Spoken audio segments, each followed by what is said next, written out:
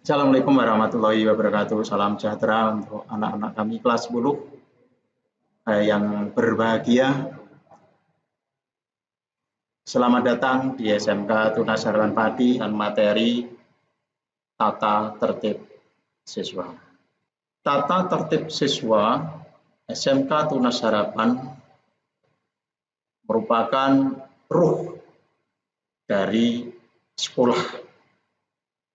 Mengapa dikatakan demikian? Dengan melaksanakan tata tertib siswa, berarti akan membantu proses pembelajaran dengan nyaman. Oleh sebab itu, hal-hal yang berkaitan dengan terlaksananya proses akan kita atur melalui berbagai macam cara yang kita tuangkan dalam pasal-pasal tata tertib siswa. Di antaranya pasal 1 bahwa siswa SMK Tunas Harapan wajib hadir 15 menit sebelum pelajaran dimulai, ditandai dengan dibunyikannya bel masuk jam pertama. Dalam pasal itu dijabarkan dalam ayat-ayat sebagai berikut. Pertama, 15 menit sebelum bel masuk dibunyikan, siswa harus sudah berada di lingkungan sekolah. Istilah harus sudah ada di lingkungan sekolah diartikan bahwa anak harus sudah berada di lingkungan kelas masing-masing. Sehingga pada saat bel dibunyikan, semua siswa sudah siap dengan segala konsekuensinya. Bila ternyata siswa itu terlambat, maka ada toleransi keterlambatan 5 menit. Di toleransi keterlambatan 5 menit terhitung dari bel masuk dibunyikan. Saat pergantian jam pelajaran siswa terlambat masuk kelas lebih dari 5 menit, siswa harus minta surat keterangan masuk kelas dari BK. Bahkan bagi siswa yang berhalangan hadir ke sekolah dengan berbagai permasalahan,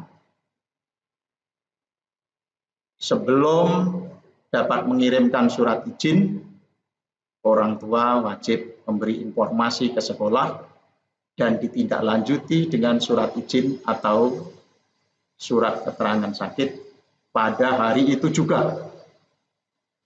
Dalam artian, surat izin boleh disusulkan kalau memang ada kesulitan untuk mengantar surat izin ke sekolah pada saat awal pembelajaran.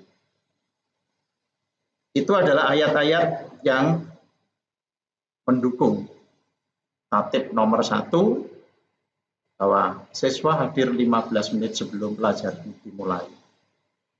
Apa sanksinya apabila ketentuan-ketentuan itu dilanggar?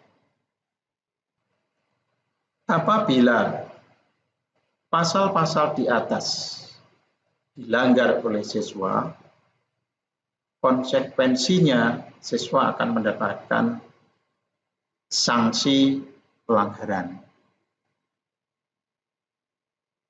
Pelanggar pasal 1 namanya. Ayat 1, ayat 2, ayat 3. Siswa dipulangkan dan memanggil orang tua atau wali hari itu juga. Bila orang tua atau wali siswa tidak dapat datang hari itu juga, siswa tidak diperbolehkan masuk sekolah dan dinyatakan tidak masuk tanpa keterangan atau T. Oleh sebab itu, untuk menghindari agar tidak terjadi siswa tidak masuk tanpa keterangan, apabila pelanggaran itu terjadi karena rintangan di perjalanan,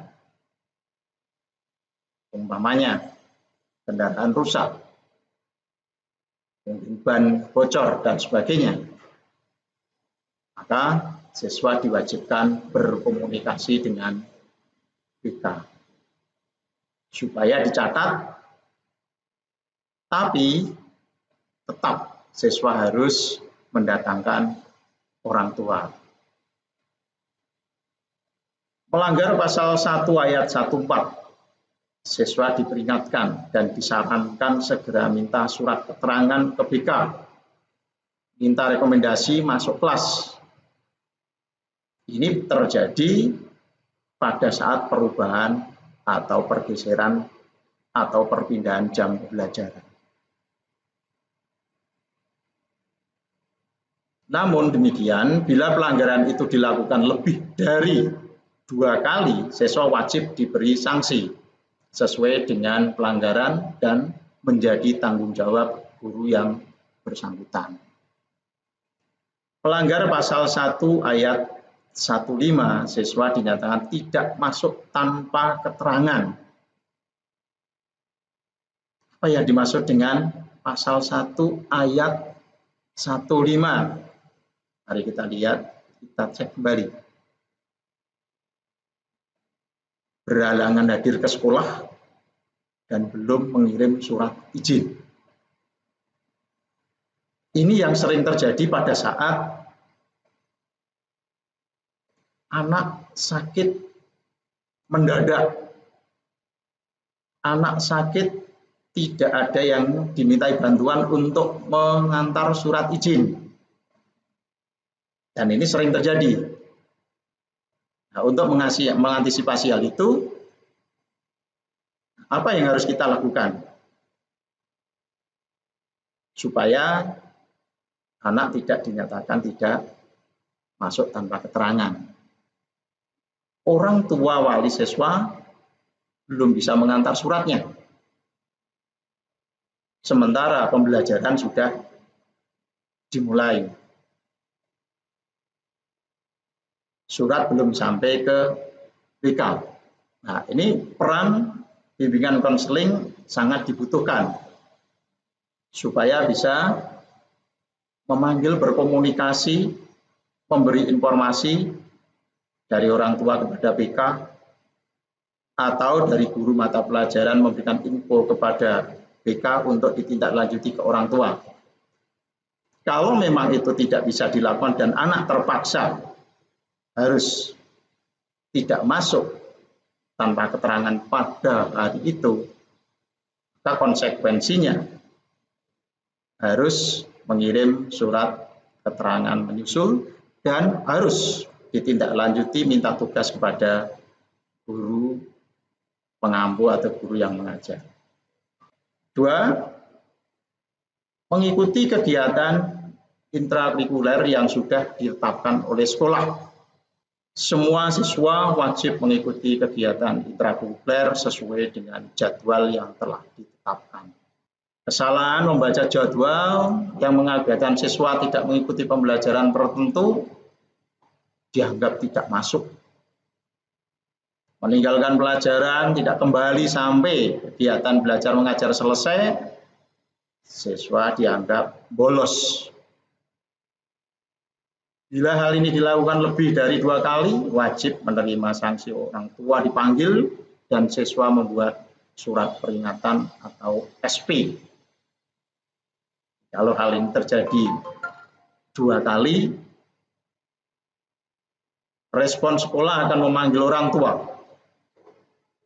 dan harus menulis surat peringatan.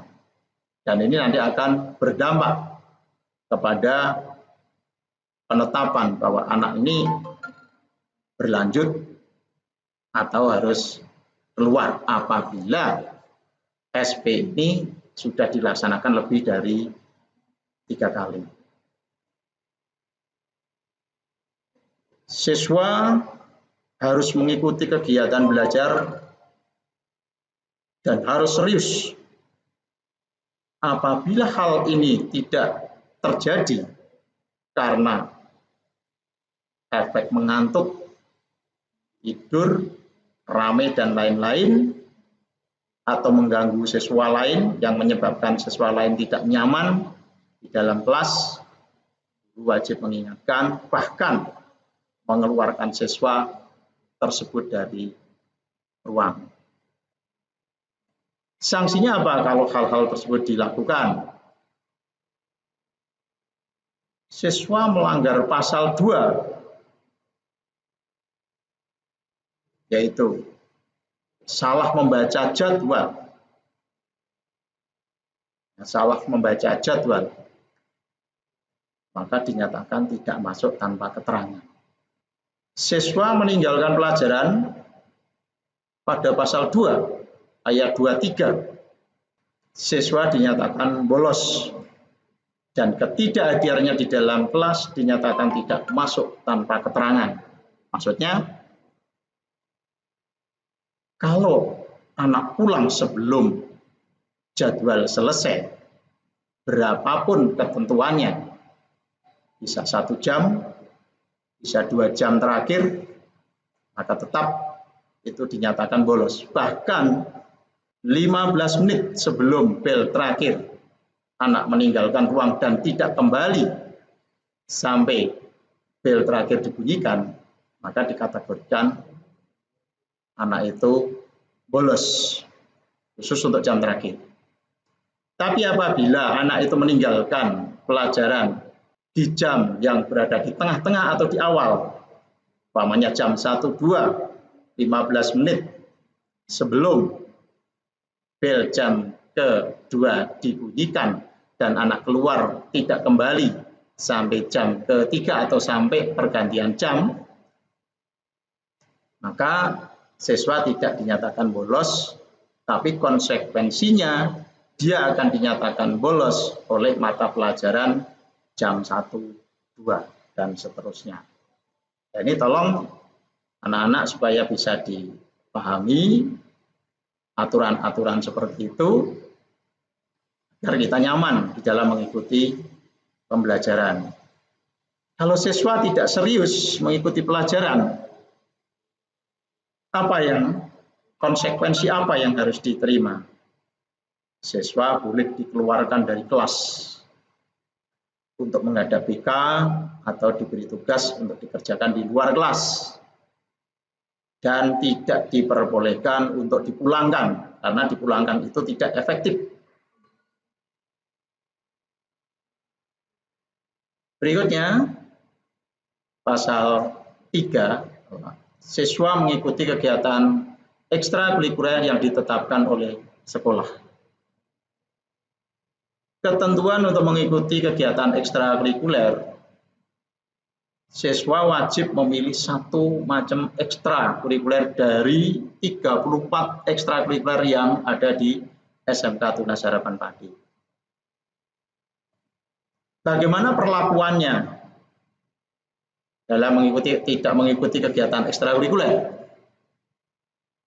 Kalau sudah ditetapkan siswa wajib mengikuti 1 ekstrakurikuler, berarti konsekuensinya mereka harus melaksanakan ketentuan-ketentuan yang ada dalam aturan dan tata tertib sekolah. Meskipun siswa boleh memilih ekstra yang lain, tapi harus tetapkan 1 ekstrakurikuler sebagai ekstra wajib.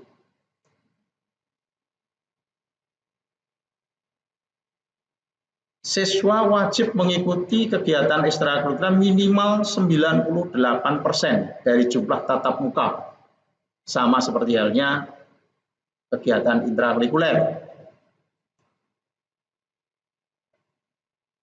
Kehadiran mengikuti ekstrakurikuler diperhitungkan dalam pengisian belangko ketuntasan belajar di akhir semester.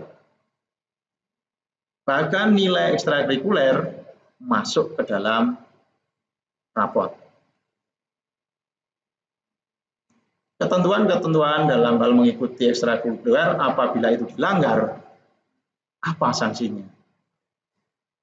Kalau tadi ditetapkan bahwa siswa wajib hadir mengikuti ekstrakurikuler 98%, Logikanya kita akan menghitung berapa tatap muka ekstrakurikuler itu dalam 1 semester. Sehingga kita akan menentukan berapa jumlah yang harus diikuti dan berapa toleransi yang bisa ditinggalkan atau izin, baik itu sakit maupun ada keperluan yang lain. Apabila hal itu tidak dilaksanakan, resikonya sama seperti pembelajaran intrakurikuler. Siswa tidak boleh mengikuti kegiatan tes semester, sama seperti intrakurikuler. Maka intrakurikuler maupun ekstrakurikuler ketentuannya sama seperti halnya dalam tata tertib, khususnya di pasal 3. Maka jangan dianggap bahwa ekstrakurikuler itu lebih longgar. Kalau di SMK Tunas Harapan tidak ada istilah lebih longgar, karena ketentuan-ketentuan itu sudah diatur di dalam pasal-pasal di tata tertib. 4. Menjadi anggota OSIS. Pasal 4 tata tertib SMK Tunas Harapan Padi adalah menjadi anggota OSIS. Semua siswa SMK Tunas Harapan Padi pasti menjadi anggota OSIS. Namun pada hal tertentu, siswa yang terpilih menjadi pengurus OSIS ditetapkan sesuai aturan yang ada. Karena semua siswa menjadi anggota OSIS, berarti semua siswa wajib memiliki kartu OSIS.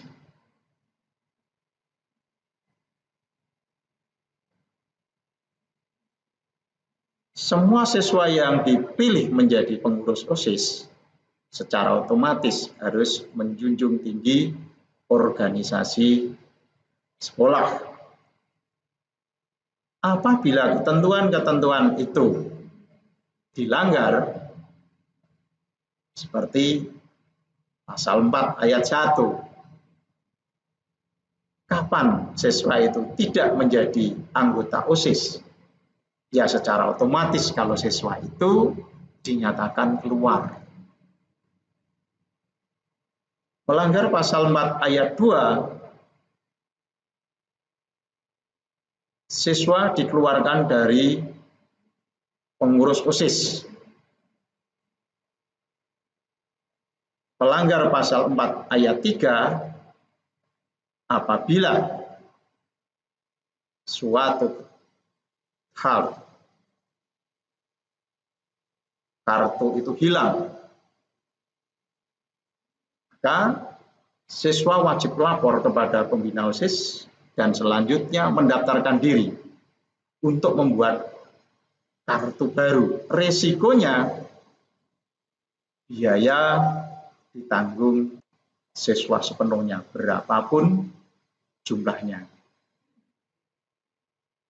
Siswa yang tidak mempunyai kartu OSIS selama menjadi siswa di SMK Tunas Harapan Padi karena hilang atau hal yang lain, maka keberadaannya tidak diakui dan tidak akan menggantikan dengan surat keterangan bila sewaktu-waktu siswa tersebut membutuhkan. Oleh sebab itu kami harap anak-anak kami, kalau kartu OSIS itu hilang, ya konsekuensinya harus segera lapor dan segera diperbaiki. Karena sekolah jelas memfasilitasi hal itu. Pasal 5, menjadi anggota perpustakaan. Kebutuhan keterpenuhan terhadap pelayanan perpustakaan diatur di dalam pasal-pasal di tata tertib. Bahwa semua siswa harus menjadi anggota perpustakaan sekolah dan itu dibuktikan harus memiliki kartu perpustakaan. Risikonya kalau kartu perpustakaan hilang, sama seperti halnya kartu OSIS hilang, harus tetap mengganti dan biaya ditanggung sendiri. Yang lebih unik lagi dalam hal pemenuhan kebutuhan perpustakaan di SMK Tunas Harapan, semua siswa wajib meminjam buku perpustakaan minimal. Jadi di sini ada ketentuan batas minimal 5 kali dalam 1 semester. Ini adalah himbauan, perintah. Ketentuan yang lain, selama meminjam buku wajib menjaga keamanan, kebersihan, dan keutuhan buku. Bahkan ketentuan yang ada di perpustakaan harus taati. Pemanfaatan perpustakaan maya sesuai dengan aturan yang telah ditetapkan. Apabila hal itu dilanggar, permasalahan yang akan dihadapkan pada siswa, contohnya tidak mempunyai kartu perpustakaan. Ya secara otomatis berarti siswa itu bukan siswa SMK Tunas Harapan Pati. Bahkan yang jadi permasalahan unik di SMK Tunas Harapan Pati, apabila target 5 kali meminjam buku itu tidak dipenuhi, akan berdampak kepada pelaksanaan kegiatan tes semester. Artinya itu menjadi syarat bisa tidak anak mengikuti tes semester. Apabila kurang dari 5 kali meminjam buku. Ini yang harus diperhatikan. Dan ini harus menjadi catatan khusus buat anak-anak kami, khususnya kelas 10. Batas minimal itu harus dilampaui. Dalam artian, pinjam 5 kali itu bukan berarti sebagai syarat untuk mendapatkan tanda tangan kartu belangko ketuntasan belajar. Tapi betul-betul 5 kali meminjam buku itu adalah untuk dibaca dan menambah wawasan belajar siswa. Pasal 6 memakai seragam yang telah ditetapkan oleh sekolah. Memakai seragam yang telah ditetapkan oleh sekolah. SMK Tunas Harapan Pati mempunyai 3 jenis seragam, yaitu putih abu-abu, abu-abu atas dan bawah atau sering disebut dengan istilah seragam khusus, dan seragam pramuka, dan terkhusus untuk kelas 3 ada yang dinamakan seragam khusus kelas 3 yang itu nanti akan dipakai pada saat anak sudah memasuki tingkat atau kelas 3. Beserta dengan penggunaan atribut-atribut yang lain. Satu contoh di ayat 1, siswa wajib memakai topi saat mengikuti upacara. Artinya, di saat anak tidak mengikuti upacara, siswa tidak diperbolehkan memakai topi. Jadi sekali lagi saya tegaskan, di saat anak tidak mengikuti upacara, tidak diperbolehkan memakai topi. Karena topi hanya dipakai pada saat upacara.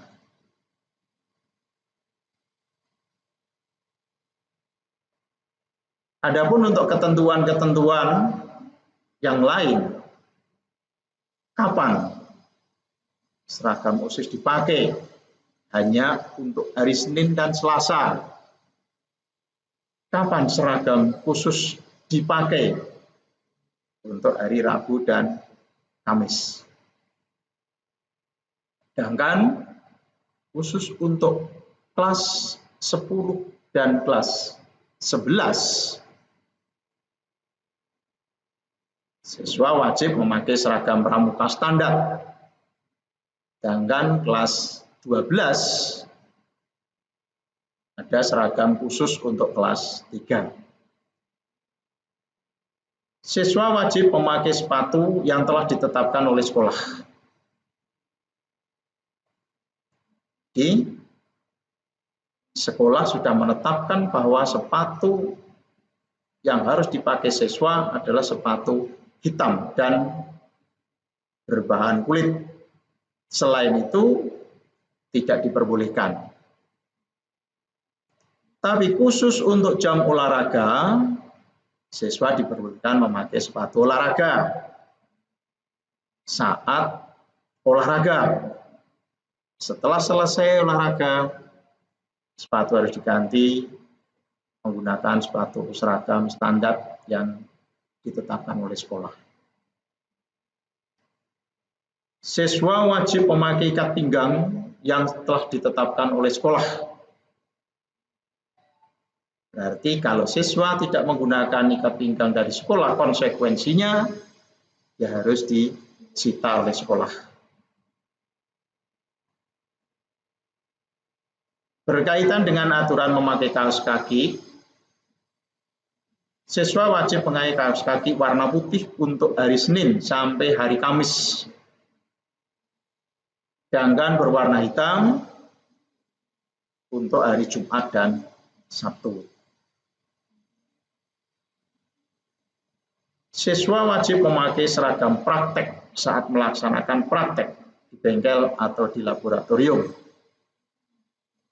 Logikanya, kalau kita tidak melaksanakan praktek, maka siswa tidak diperbolehkan menggunakan baju praktek meskipun berada di lingkungan sekolah. Siswa wajib membawa dan memakai pakaian olahraga saat jam olahraga. Konsekuensinya kalau tidak membawa, berarti tidak diperbolehkan ikut olahraga. Wanita yang memakai jilbab harus dimasukkan dan memakai baju berlengan panjang. Maka resiko apapun jilbab harus dimasukkan ke dalam baju. Adapun ketentuan warna jilbab telah ditetapkan hari Senin, Selasa memakai jilbab berwarna putih, Rabu Kamis memakai jilbab menyesuaikan seragam khusus, sedangkan hari Jumat dan Sabtu memakai jilbab berwarna coklat khusus untuk kelas 10 dan kelas 11. Adapun kelas 12 menyesuaikan seragam. Ini yang harus diperhatikan untuk siswa putri. Jadi jangan menggunakan jilbab tidak sesuai aturan yang ada. Hal ini dilakukan demi keseragaman bersama. Apabila hal itu dilanggar, apa ya risiko yang harus dihadapi oleh siswa?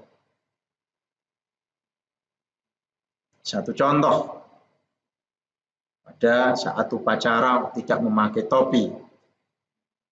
Nanti akan ada petugas menjemput, menarik untuk keluar barisan dan disendirikan di luar barisan. Dan mereka diwajibkan untuk segera memberi topi setelah upacara selesai. Begitu juga untuk siswa yang memakai topi di luar jam atau waktu upacara, resikonya topi harus disita oleh sekolah. Meskipun itu topi sekolah. Karena memang ketentuannya pada saat upacara siswa diwajibkan memakai topi. Sama halnya seperti hal sepatu. Siswa tidak memakai sepatu yang ditetapkan oleh sekolah, resikonya sepatu harus disita oleh sekolah. Dan siswa tersebut wajib membeli sepatu sesuai dengan sepatu yang diseragamkan. Begitu juga pakai ikat pinggang.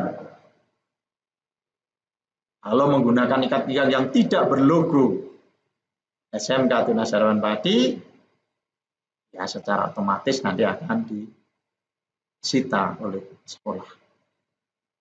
Sama halnya seperti kaos kaki maupun pakaian olahraga dan seterusnya. Pasal 7, semua siswa diwajibkan berpenampilan rapi, rambut dipotong bros untuk pria dan dipotong pendek di atas bahu untuk wanita. Siswa harus berpenampilan rapi, rambut dipotong bros untuk pria. Batasan untuk potong bros itu seperti apa? Jadi potong bros itu ditetapkan pada ukuran depan 2, atas 1, belakang 0. Apa yang dimaksud angka 210? 210 itu adalah ukuran sepatu alat potong. Ya, ketentuan dipotong bros bila kita potong di tempat potong rambut, salon, dan sebagainya, harus bisa menentukan ukuran 210. Itu adalah ukuran sepatu alat potong. Sedangkan untuk perempuan yang tidak berjilbab, rambut dipotong pendek di atas bahu. Dan uniknya tidak boleh diikat. Jadi tidak boleh diikat. Rambut tidak boleh disemir.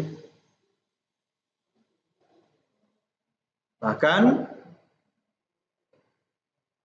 memakai aksesoris kadang-kadang menjadi prinsip supaya berpenampilan bagus. Tapi berbeda dengan di SMK Tunas Harapan Pati. Memakai aksesoris apapun bentuknya tidak diperbolehkan. Apalagi aksesoris itu berbahan dari emas. Sangat tidak diperbolehkan karena apa? Itu akan mengundang risiko. Bentuk pakaian pada saat kita daftar ulang menjadi siswa SMK Tunas Harapan Pati sudah ditetapkan dalam gambar bahwa panjang celana harus sampai mana, panjang rok harus sudah sampai mana, untuk pria lengan pendek harus menutup siku. Itu ketentuan-ketentuan yang sudah ditetapkan dalam gambar atau model pakaian.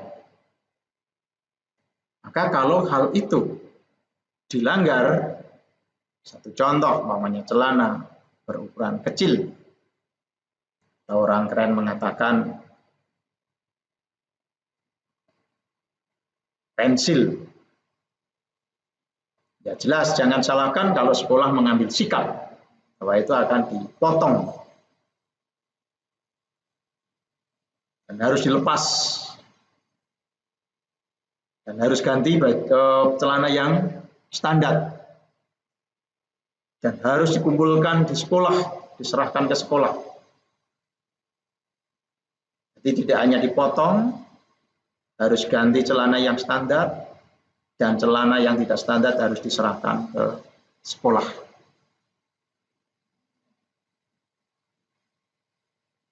Pakaian yang terdapat coret-coret, apapun bentuk coretnya yang tidak ditentukan oleh sekolah, maka harus dilepas dan ganti pakaian yang bagus, dan pakaian itu harus disita oleh sekolah. Termasuk lipatan pakaian atau celana di bagian bawah yang mestinya harus dijahit dengan rapi, tapi kalau tidak dijahit, maka harus disita oleh sekolah. Kuku kadang-kadang menjadi identitas kebanggaan. Tapi kalau kukunya panjang, ya harus dipotong. Karena itu akan mengganggu aktivitas. Apalagi kuku itu diwarnai, baik itu pria maupun wanita, maka harus dibersihkan sampai warna kuku yang asli tampak. Bersolek, berhias bagi siswa perempuan adalah satu kebanggaan dan itu satu tampilan yang menarik. Selama menjadi siswa SMK Tunas Harapan Pati, khususnya yang perempuan, maka tidak diperbolehkan berhias atau bersolek yang berlebihan. Apa resikonya kalau itu dilakukan? Ya harus dihapus dan dibersihkan sebelum masuk lingkungan pembelajaran. Yang kedelapan adalah membayar dana pendidikan yang sudah ditetapkan oleh sekolah. Ketentuan untuk membayar dana pendidikan sudah diatur oleh ketentuan-ketentuan di sekolah. Yang terpenting bagi pasal 8 ini adalah karena yang punya tanggung jawab membayar dana pendidikan itu adalah orang tua, maka siswa hanya dimintai pertanggungjawaban apabila angsuran itu belum diselesaikan, supaya menginformasikan kepada orang tua agar hadir ke sekolah untuk menyampaikan informasi sudah membayar atau belum. Hal ini dilakukan untuk mengecek kejujuran siswa. Jangan sampai nanti sudah diberi orang tua, tidak sampai sekolah, kemudian digunakan untuk kepentingan pribadi siswa. Kalau hal itu terjadi,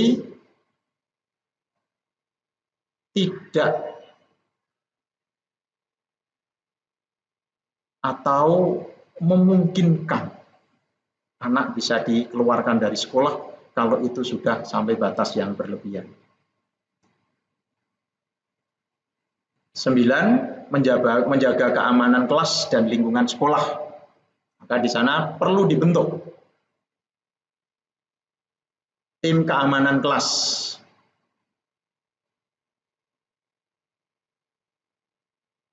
Terkhusus berkaitan dengan gangguan keamanan lingkungan kelas, umpamanya pertengkaran di kelas atau di luar lingkungan sekolah, akan mendapat peringatan dan atau mendapat sanksi keluar dari sekolah.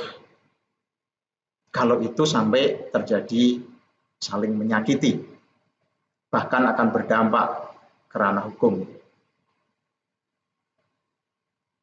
Bertengkaran dengan siswa lain yang menimbulkan permasalahan di lingkungan sekolah atau bahkan membahayakan keberadaan sekolah,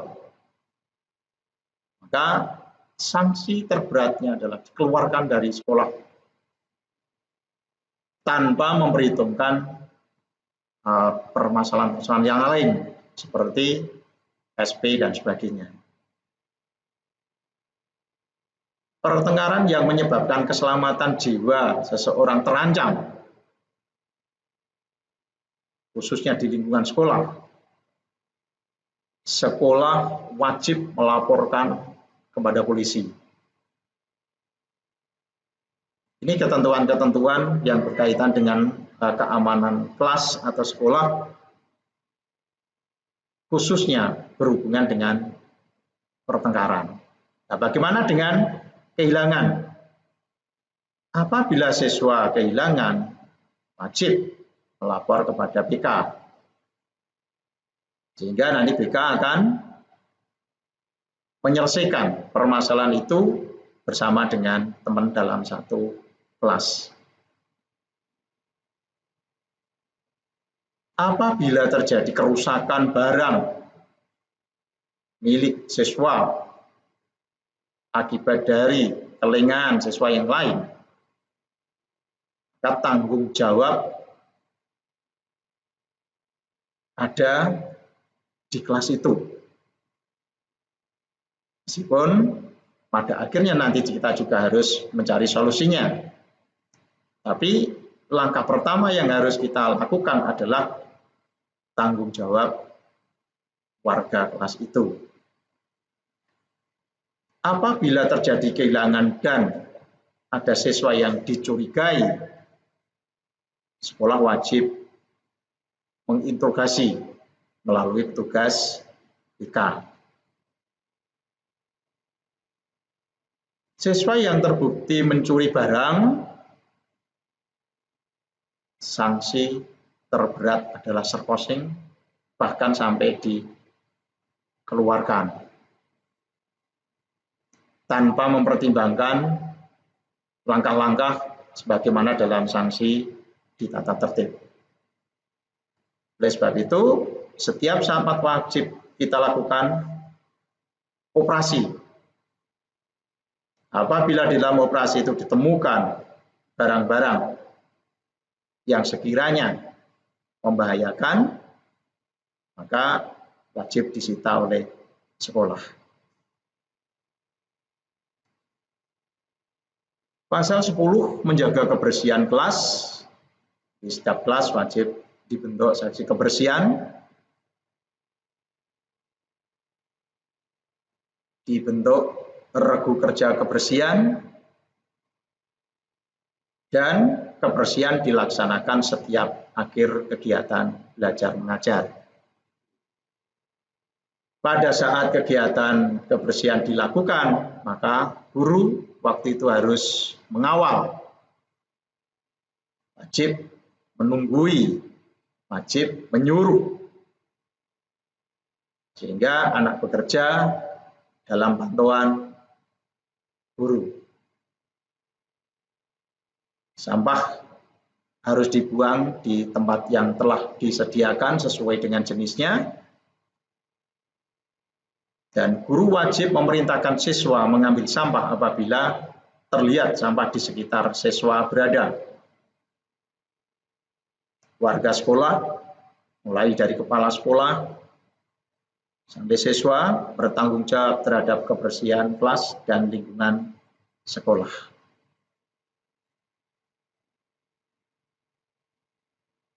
Sebelas, menjaga ketertiban kelas dan lingkungan sekolah. Dalam hal menjaga ketertiban kelas, siswa masuk kelas harus berjabat tangan dengan guru.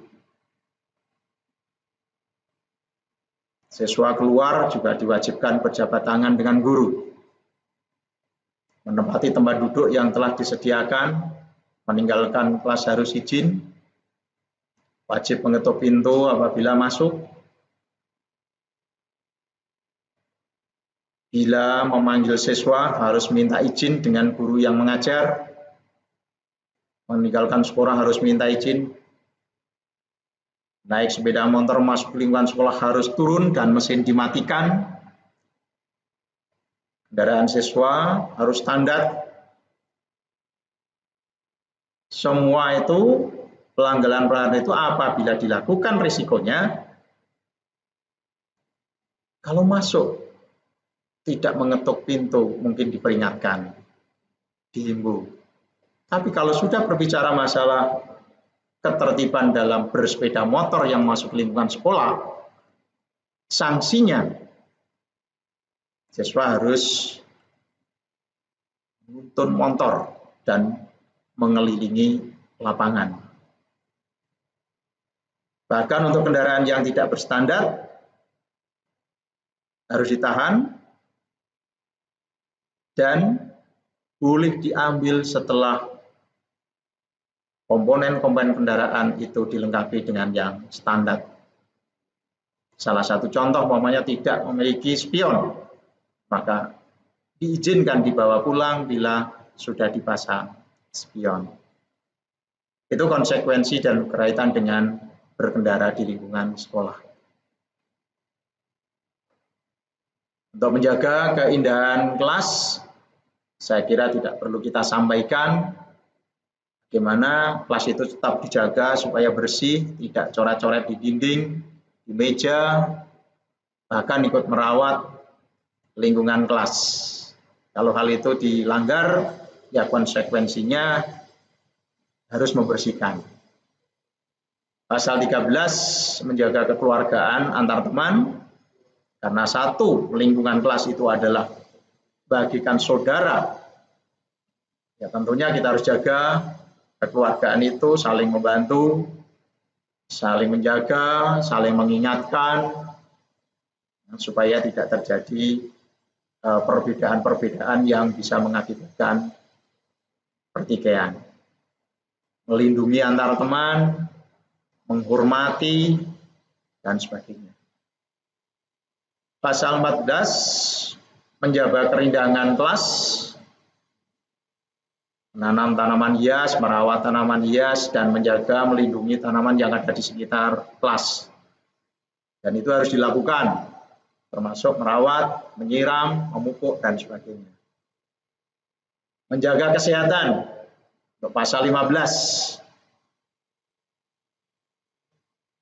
Di SMK Tunas Harapan telah muncul budaya bahwa melakukan pemanasan setiap mengawali pembelajaran, khususnya pembelajaran di bengkel atau produktif. Mengikuti pelajaran olahraga sesuai dengan jadwal, memanfaatkan UKS, melepas sepatu saat masuk ruang, khususnya ruang AC, minta izin bila sakit, memanfaatkan jam istirahat. Jadi saat jam istirahat tidak diperbolehkan di dalam kelas, semua harus keluar dari kelas, tidak meludah di sembarang tempat, buang riak di sembarang tempat, merokok, melukai diri, melapor bila sakit, dan membiasakan memakai pakaian yang bersih.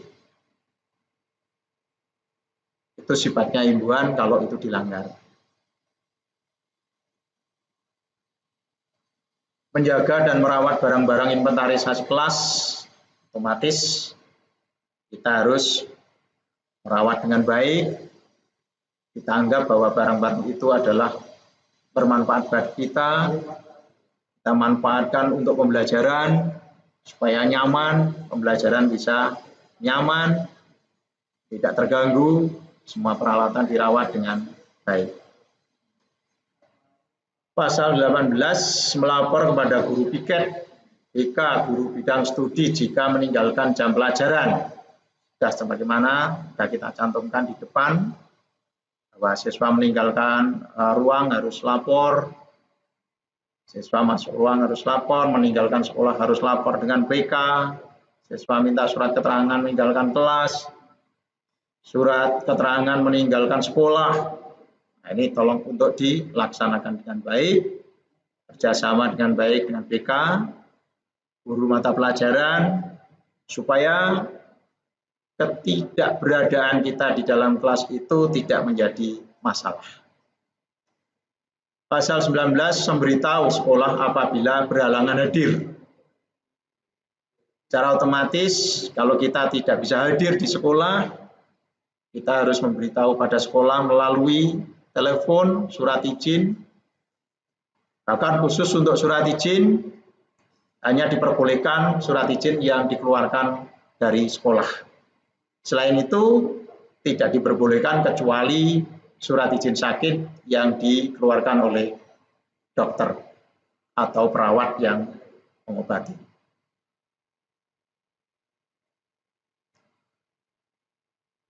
Apabila anak sakit dan tidak dapat mengirimkan izin ke sekolah, maka orang tua dapat mengizinkan melalui telepon seperti yang tadi kita sampaikan, tapi harus tetap ditindaklanjuti menggunakan surat izin, meskipun surat izin itu dikirim terlambat, tapi tetap harus dikirim hari itu juga. 20. Membawa perlengkapan belajar sendiri. Setiap siswa wajib membawa perlengkapan belajar sendiri. Membawa tas, membawa buku pelajaran, alat tulis, penggaris, kamus, bahkan alat gambar bila ada pelajaran menggambar. Secara tersirat di situ disampaikan dengan adanya ketentuan itu di dalam lingkungan kelas, dalam proses pembelajaran berlangsung, siswa tidak diperbolehkan pinjam-meminjam peralatan.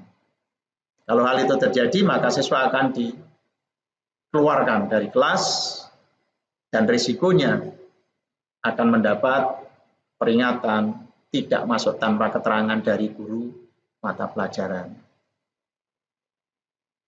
Memakai sepatu hitam sudah tadi kita sebutkan dalam hal kerapian di depan, sepatu yang sudah ditetapkan dari sekolah, silakan dipakai, dirawat dengan baik. Terutama dalam hal kerapian memakai sepatu. Yang selama ini kita sering temui, karena sepatu kita adalah sepatu kulit, kadang-kadang anak-anak tidak rajin menyemir sepatu. Nah, ini saya harap anak-anak kami yang kelas 10, siswa baru, supaya nanti dalam praktek sehari-hari setelah sepatu itu kita bagikan dan dipakai dalam proses pembelajaran, dirawat minimal 1 minggu sekali itu disemir. Supaya sepatu itu awet dan tampak indah bila dipakai. Dilarang membawa senjata tajam, narkoba, rokok, dan menggunakan HP. Nah, ini yang perlu saya tekankan. Kalau membawa senjata tajam jelas, apapun bentuknya, senjata tajam itu yang tidak diketahui oleh pihak guru, mestinya harus diperhitungkan.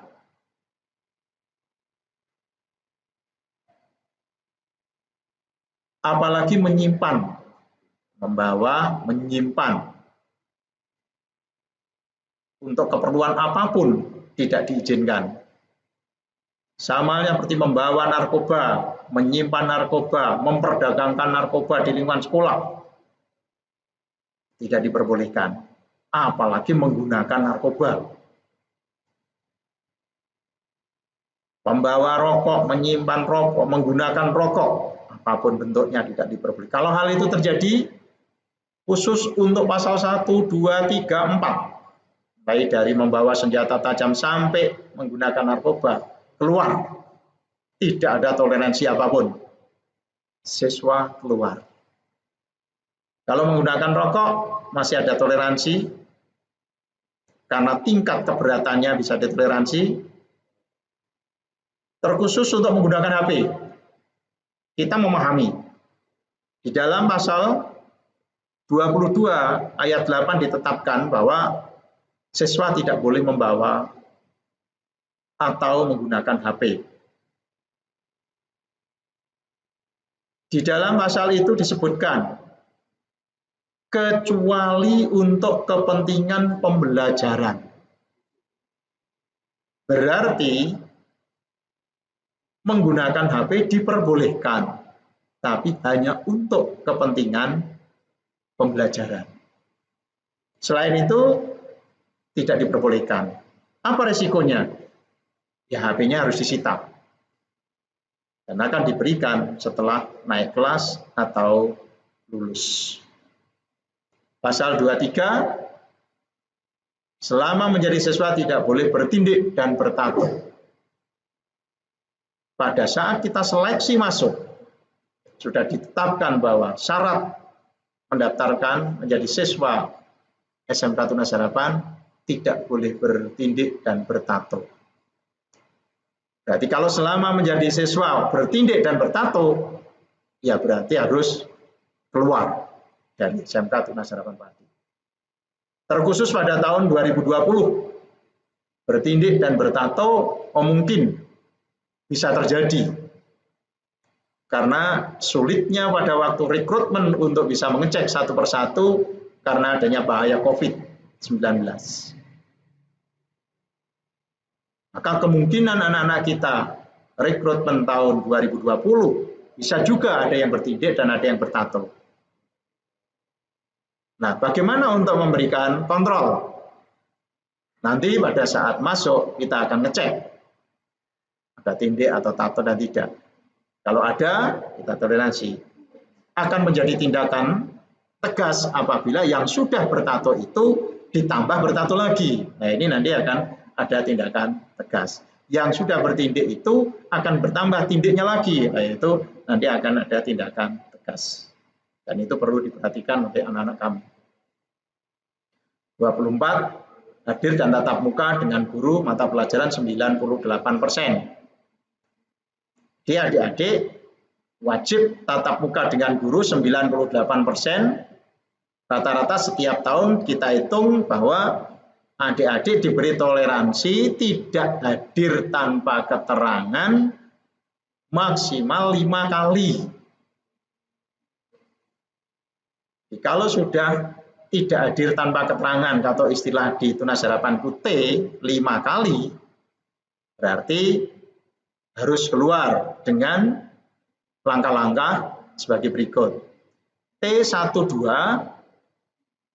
harus membuat SP, surat peringatan 1 yang dihadiri oleh orang tua.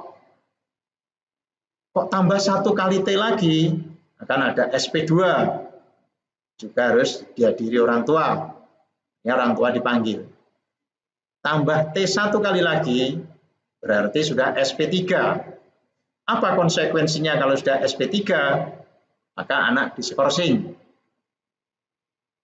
Kalau sudah SP3 masih tambah 1 T lagi, maka tanpa alasan apapun anak dikeluarkan dari sekolah. Maka dari itu untuk menghindari hal itu terjadi, jangan sampai anak-anak kami kelas 10 tidak masuk tanpa keterangan. Apapun bentuknya dan risikonya, kita harus tetap bisa mengirim surat izin atau informasi ke guru BK yang ditindaklanjuti dengan surat izin. Baik itu surat izin yang dari sekolah maupun surat izin dari dokter kalau itu sakit. Ini jangan sampai diabaikan. Karena 98% tatap muka itu adalah gawat kalau kita abaikan. Nah, tiba-tiba kita bisa dikeluarkan tanpa sebab yang diketahui oleh anak-anak. Dan karena apa? Sudah ngirim surat izin Pak, tapi tidak sampai sekolah. Itu sekolah tidak mau tahu. Untuk pasal 25 tidak boleh melakukan tindakan asusila. Apapun bentuk tindakan asusila di lingkungan SMK Tunas Rampati, anak wajib keluar. Tidak perlu saya bacakan satu persatu, tapi tindakan asusila apapun yang terjadi di lingkungan sekolah, baik itu siswa dengan siswa, siswa dengan guru,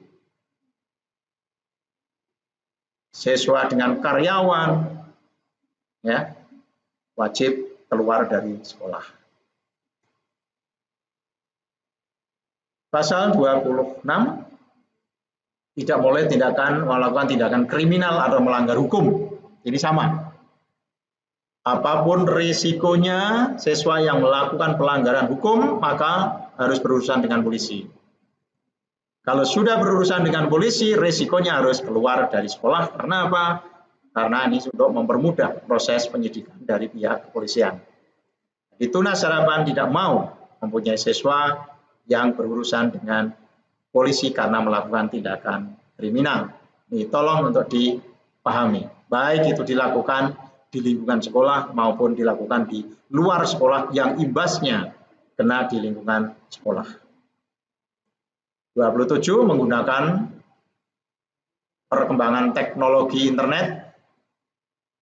Bagus menggunakan, tapi kalau disalahgunakan itu justru yang menjadi permasalahan di lingkungan kita. Maka siswa tidak ada toleransi lagi, termasuk mengakses gambar porno, menyimpan, mengirim, meniru, bahkan membuat gambar porno, semuanya tidak ada toleransi.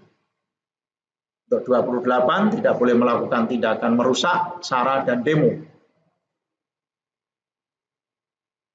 Apapun bentuknya, tindakan merusak sara dan demo adalah tindakan kriminal yang ketentuannya seperti pasal 27. Jadi harus keluar dari sekolah. Pasal 29, tidak boleh melakukan tindakan yang bernuansa politik. Sekolah bukan ajang untuk berpolitik. Sekolah adalah ajang untuk mendidik. Maka sekecil apapun hal yang berkaitan dengan politik dilarang dilakukan di lingkungan sekolah. Sedangkan 30, siswa yang tidak naik kelas, tidak lulus ujian diberi kesempatan 1 kali mengulang. Lebih dari itu harus keluar. Khusus untuk kelas 10, karena sistem kita adalah DO, maka apabila kelas 10 tidak naik kelas, tidak boleh mengulang, harus keluar. Demikian penjabaran tata tertib SMK Tunas Harapan Pati. Prinsipnya dalam sanksi pelanggaran di siswa melanggar tata tertib secara umum dapat dibaca di sanksi pelanggaran secara umum tata tertib SMK Tunas Harapan Pati, yaitu melalui langkah-langkah, prosedur-prosedur untuk sampai dikeluarkan, itu tetap ditaati, dilaksanakan, seperti adanya SP1, SP2, SP3, tapi terkecuali khusus untuk pelanggaran kriminal tanpa melalui SP dan seterusnya, bisa langsung pada tingkat dikeluarkan. Demikian sekiranya bisa menjadi panduan adik-adik pada saat nanti pembelajaran secara normal. Tolong dibaca apa yang kita sampaikan hari ini dan bermanfaat bagi kalian semuanya. Selamat bergabung di SMK Tunas Harapan Pati, nyaman bersama kami, senang bersama kami, bersama-sama mewujudkan cita-cita sebagai anak bangsa. Masa depan Indonesia ada di pundak kalian. Sekian, wassalamualaikum warahmatullahi wabarakatuh.